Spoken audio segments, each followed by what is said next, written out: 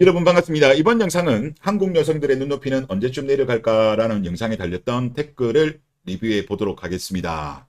첫 번째 댓글인데 영어입니다. 제 채널에 영어가 달린 적은 처음인데 이제 그냥 해석을 하면 심플하다. 심각한 경제 위기가 발생할 때까지 기다려라. IMF 2.0 이제 이렇게 말씀하셨는데 제가 생각해도 그래요. 심각한 경제 위기 그리고 장기간 이어지면 이어질수록 여성들의 눈높이는 내려갈 겁니다. 뭐 일본 사례를 보더라도 아마 그거를 우리가 확인할 수 있는데 많은 시간이 필요할 것 같습니다. 예. 그리고 다음 댓글을 보면요. 어메이징 코리아입니다. 여성 우대 정책 겁나게 할 겁니다. 표도 받아야 하니 뉴질랜드인가처럼 도망가기에는 언어적 고립이 심각합니다. 사실 언어만 아니라고 한다면 지금 뭐 국제연애라든가 국제결혼이 어마어마하게 많이 늘었을 거예요.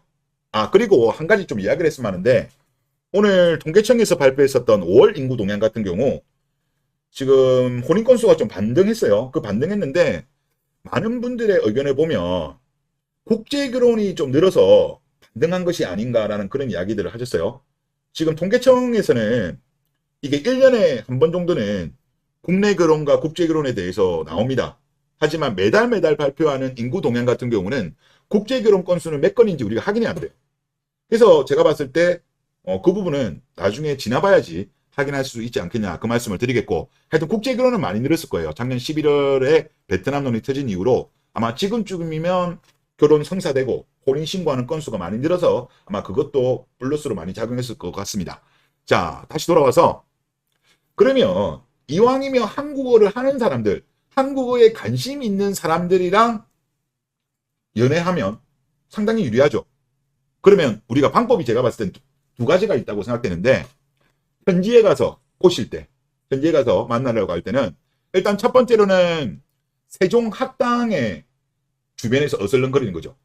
뭐 주변에 가가지고 뭐 미프라든지 뭐 틴더인가요? 뭐 헬로우톡도 있고 제가 알기로는 그런 어플들 가지고 그 주변에서 어슬렁거리면 한국어에 관심 있고 한국어를 배우고 싶은 여성들이 적극적으로 제가 볼 때는 어프로치 할 거라고 봅니다. 자, 그러면 이게 어디에 있는가를 우리가 확인해야 되잖아요. 자, 일단 세종학당을 확인하는 방법은 세종학당재단이라는 홈페이지에 들어가셔가지고 사업마당에 세계 곳곳에 세종학당이라고 있습니다. 이제 요거를 클릭해서 가면 이제 이렇게 세계 지도가 나와요. 세계 지도가 나오고 만약에 아시아를 딱 클릭하면 아시아의 나라별로 이렇게 딱 나와요. 그리고 예를 들어서 일본이다. 일본 딱 클릭하면 일본의 각 학당이 나옵니다. 그리고 여기 들어가면 학당 영문명과 운영기간, 학당 위치, 주소까지 이렇게 나와요.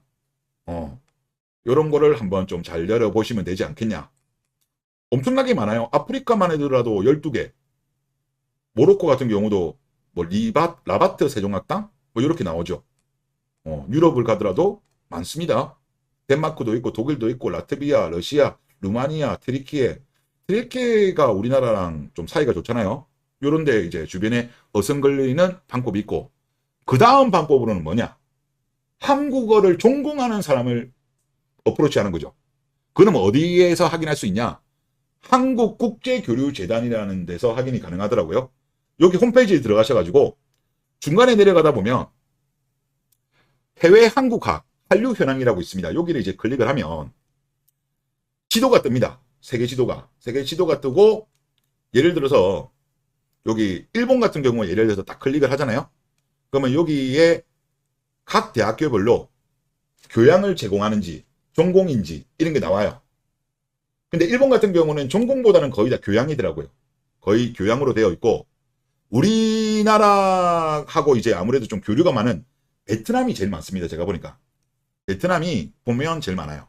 예를 들어서 하노이 쪽만 한번 볼게요. 상세하게 하노이 쪽 보면 예를 들어서 하노이 산업대학교 한국어 학과가 있고 뭐 하노이 폴리테크닉 칼레지도 한국 언어 문화학과 그리고 하노이 국립 외국어대도 학과는 안 보이는데 프로그램 제공으로 전공 부전공 이렇게 떠요. 하노이 대학교 같은 경우도 한국어 학과가 있고 이런 식으로 이제 여기도 뭐 베트남어로 돼 있는데 한국어 학과가 있어요. 베일 외국어 기술 전문대학도 한국어 학과가 있고 그리고 러시아 같은 경우도 제가 보니까 한국어 학과가 있어요. 태평양 국립대학교. 그러니까 여기 보면 교양이 있고 전공이 있거든요. 그러니까 전공 쪽으로 가는 게 좋은 거죠. 그리고 또 학교들 보면 학과가 예를 들어서 우크라이나 같은 경우 보면 이런 케이스가 좀 있거든요. 그러니까 한국어만 하는 게 아니라 예를 들어서 여기 타라스 세우첸코 키예프 국립대 같은 경우는 중국어, 한국어, 일본어 언어학과라고 있어요. 그러니까 이게 세 개가 묶여 있는 거죠. 뭐 그 중에서 뭐 한국어 하는 사람도 있을 거고 중국어 하는 사람도 있을 거고 있을 거 아니에요? 이런 학교들도 있습니다. 이거 키예프가 제가 알기로는 우크라이나 수도인데 또 이런 학교도 있고 예를 들어서 그 학교 말고 딴 학교 같은 경우는 그냥 한국어 학과가 있어요. 이게 조금 지도가 이게 좀 잘 안 되네. 잠시만요. 여기 키예프 국립언어대학교 같은 경우는 아예 한국어 학과가 있어요. 터키 같은 경우도 제가 보니까 트리키에도 여기 보면은 뭐 예를 들어서 예르지예스 대학교 한국어 문화학과가 있어요. 예. 그러니까 이런 식으로 해가지고 해외에 가셨을 때 그 근처에서 어슬렁 거리면 히팅률 또 여성들이 적극적으로 어프로치 하지 않을까 그런 생각이 많이 듭니다. 예, 이렇게 확인하시면 될 것 같고요. 자, 그리고 다음 댓글 보겠습니다. 유럽의 문화산을 보면 알 수 있습니다. 우리도 그 문화를 따라가는 겁니다. 유럽도 70에서 90년대에는 우리나라보다 더 심했습니다. 예, 좋은 댓글입니다. 이게 보니까 유럽이 가장 먼저 이 길을 지나갔고 그 다음에 일본, 그 다음에 한국, 그 다음에 중국 순으로 이게 진행되고 있는 것 같아요. 참 안타까운 게 뭐냐고 하면 유럽과 일본이 걸어갔던 길, 그로 인해서 많은 문제점이 발생을 했잖아요. 그러면 그거를 반면교사로 삼아서 그 길을 가지 않았어야 돼. 근데 우리나라 같은 경우는 오히려 그 길을 따라가고 있죠. 아마 대한민국의 그 마라탕 먹는 허버허버들 때문에 지금 이 모양 이 꼬라지가 된 건데 같은 길을 가는 것까지도 이해는 됩니다. 이게 어쩔 수 없는 어떤 뭐 예를 들어서 국가가 발전하고 여성의 인권이 올라가면 이리 가는 건 이해는 되지만 유럽과 일본에 비해서 우리나라가 오히려 더 극단으로 가는 것 같아요. 안 좋은 쪽으로. 그래서 10년 뒤, 20년 뒤, 30년 뒤에 어떻게 될지 정말 저는 궁금합니다. 상당히 재밌을 것 같아요. 아마 나라가 지금 출산율 이런 걸 보더라도 지금 이런 식으로 가게 되면 한 5년 이내, 5년 이내에 0.5대 들어가지 않을까 그런 생각이 좀 많이 듭니다. 다음 댓글을 보겠습니다. 물소 스윗한 한남들도 문제라고 생각합니다. 일본 여자들도 한국 오면 한국 여성화 되게 만드는 물소들의 휴라고 하셨습니다. 아직까지 제가 볼 때 물소들이 많은 것 같아요. 근데 이거를 제가 얼마만큼씩은 많은지 그리고 혹시나 줄어들고 있는지 이걸 어떻게 할 수 있을까라고 고민하다 보니까 제가 얼마 전에 그 아프리카 TV에 잠방송, 잠만 자는데 별풍선을 쏘는 사이버 퐁퐁이들에 대해서 제가 비판한 적이 있었잖아요. 그래서 혹시 아프리카 TV 실적을 가지고 우리가 한번 분위기를 한번 유추할 수 있지 않겠냐라는 생각이 들었어요. 그래서 올해 1분기 실적이 나온 거를 한번 말씀을 드리면 별풍선 역대 최대랍니다. 아프리카 TV가 이제 매출 구조가 광고하고 별풍선 구독 요걸로 이제 주로 이루어져 있는데 광고 매출은 얼마 안 되더라고요. 그러니까 아프리카 같은 경우는 매출의 대부분이 별풍선 구독이라고 봐야 되는 거죠. 그래서 지금 올해 1, 4분기 같은 경우는 여기 플랫폼 매출이 605억이라고 합니다. 그리고 전년 같은 경우는 600억 나왔습니다. 물론 이제 증가폭으로 본다면 5억밖에 늘지 않았기 때문에 많이 안 는 거이긴 합니다만은 그래도 아직까지 정신 못 차리는 스윗한 물소들이 많지 않나 생각이 들어요. 물론 이제 아프리카 TV 같은 경우는 남자 BJ도 있지만은 수적으로 본다면 여자 BJ들이 훨씬 많은 걸로 제가 알고 있어요. 그리고 별풍선 같은 것도 평균적으로 보면 남성 BJ들보다는 여성 BJ들이 평균적으로 수입이 많은 걸로 제가 알고 있습니다. 전체 평균은. 그러니까 아직까지 스윗한 우리 물소들이 아직도 많다. 그래서 아프리카 매출이 급락하는 그날이 빨리 오기 좋겠다. 그런 생각이 많이 들었습니다. 자, 그리고 다음 댓글을 보면요. 국제결혼 지금 결심하고 있는 30대 남자입니다. 35, 36, 37 먹은 년들이 무슨 직장이든지 간에 2천 모은 게 한 명이고 나머지는 빚 없는 정도 수준이었습니다. 그런데 그 주제에 저한테 집, 차 따지더군요. 크크크. 혼자 살든지 베트남 알아볼까 하는데 베트남 여자들 거르라는 말을 하도 들어서 고민되고 두렵네요.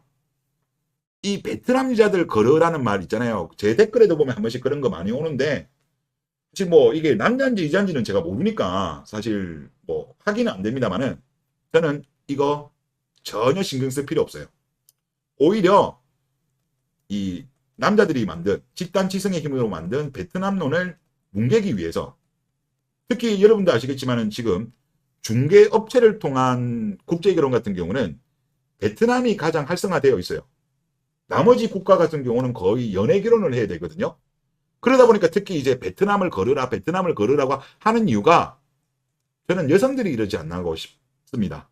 물론 일부 남자들 중에도 그런 이야기 하고는 있다고는 봅니다만은 전혀 신경 쓸 필요가 없어요.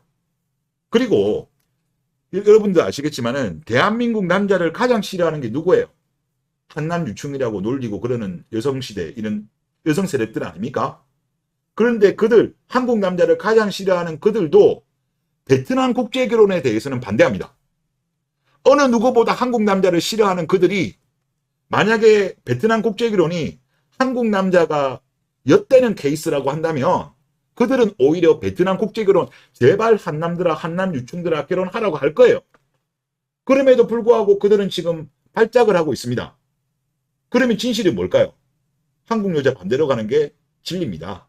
그래서 이런 뭐 베트남 여자는 거르라 이런 거는요 신경 쓸 필요는 없다고 생각하고 그리고 아마 제 영상을 꾸준히 보셨으면 이혼율이라든가 그리고 국제결혼했을 때 한국 남자와 베트남 여성 간에 결혼했을 때 만족도 같은 것도 제 영상에 다 있습니다. 만족도가 오히려 한국 남자랑 한국 여자랑 결혼했을 때보다 만족도가 높아요. 통계입니다, 통계. 이혼율도 국내혼이 더 높아요. 그런 거를 이제 통계를 보면서 하시는 게 낫습니다. 여자들이 주장하는 거는 통계 자료도 아니에요. 그리고 굳이 이야기하면 뭐 주변 이야기, 없는 이야기도 지어내고 또 언론들 같은 경우도 보면 베트남 국제결혼에 대해서 좋은 케이스에 대해서는 전혀 기사가 안 나오고 오히려 악의적인 기사들, 예외적인 기사들 그런 것만 나오기 때문에 이제 글이 보이는 거지 실제 통계 수치 그리고 많은 국제결혼한 분들의 후기를 보면 좋은 케이스가 흔치 많습니다. 그래서 이런 거 베트남 여자를 거르라 이런 거는 전혀 제가 볼 때는 신경 쓰실 필요는 없을 것 같다. 그렇게 말씀을 드리겠습니다. 네, 이번 영상 여기서 마치겠습니다.